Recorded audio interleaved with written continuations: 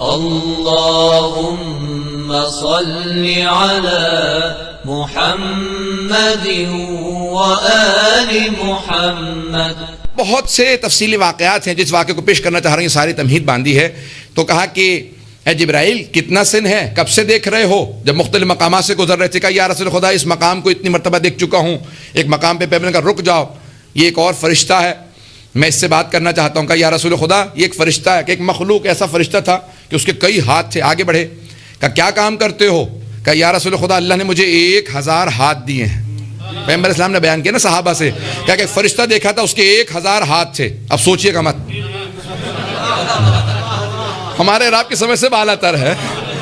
تو کب 1000 ہاتھ، ہمارے تو 2 ہاتھ ہے، کہ 1000 ہاتھ، ہر ہاتھ میں 1000 انگلیاں،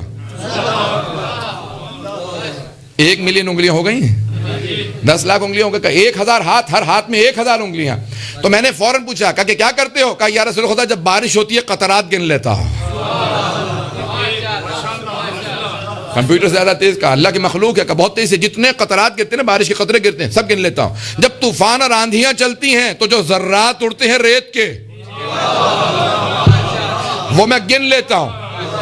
کہا اور کیا کرتے ہو؟ کہا پیغمبر اسلام سے کہا کہ یہ گنتا ہوں وہ گنتا ہوں. کہا کوئی کام جو تو نہ کر سکتا ہو؟ کہا یا رسول خدا جب آپ کی امت آپ پر اور آپ کی آل پہ درود بھیجتی ہے اس کا ثواب نہیں گن سکتا.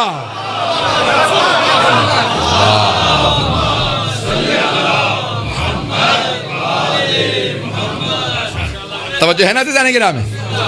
تو ایک مرتبہ اس فرشتے نے کہا یا رسول اللہ جب آپ کی امت آپ پر اور آپ کی آل پہ درود و سلام بھیجتی ہے تو اس کا ثواب میں نہیں گن پاتا، کہ اللہ نے اتنا زیادہ ثواب رکھا ہے کہ میرے حساب سے بالا تر ہے.